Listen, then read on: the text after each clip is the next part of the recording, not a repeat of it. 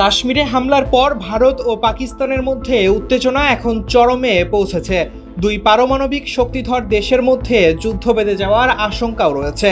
রোববার প্রকাশিত এক প্রতিবেদনে মার্কিন সংবাদ মাধ্যম নিউ ইয়র্ক টাইমস জানিয়েছে, পাকিস্তানের বিরুদ্ধে সামরিক পদক্ষেপের জন্য প্রস্তুতি নিচ্ছে ভারত। প্রতিবেদনে ভারতের পররাষ্ট্র মন্ত্রণালয়ের দেওয়া ব্রিফিংয়ের সঙ্গে জড়িত 4 কূটনীতির কাশ্মীরে হামলার পর প্রধানমন্ত্রী নরেন্দ্র মোদী ইতোমধ্যে বিশ্বের 1 ডজনেরও বেশি দেশের নেতাদের সঙ্গে ফোনে কথা বলেছেন। এসব প্রচেষ্টা মূলত শান্তি আনার জন্য নয়, বরং সামরিক প্রতিক্রিয়ার ক্ষেত্রে প্রস্তুতির অংশ।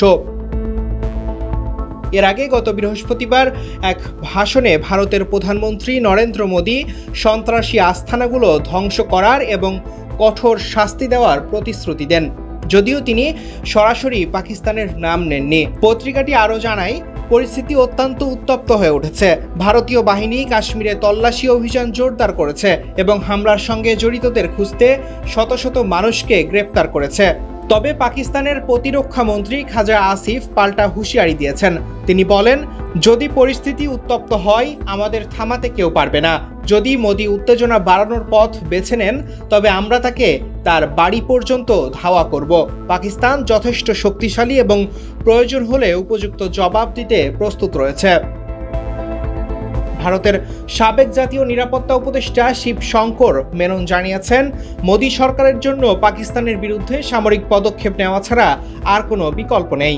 এর অন্যতম কারণ 2016 সালে এবং 2019 সালে কাশ্মীরে সন্ত্রাসী হামলার পর পাকিস্তানে বিমান হামলা চালিয়েছিল ভারত।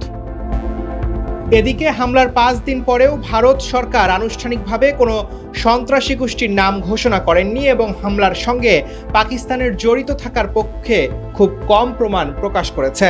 অন্যদিকে পাকিস্তান সরকার এই হামলায় নিজেদের জড়িত থাকার অভিযোগ সরাসরি অস্বীকার করেছে। Desk report, news now 24।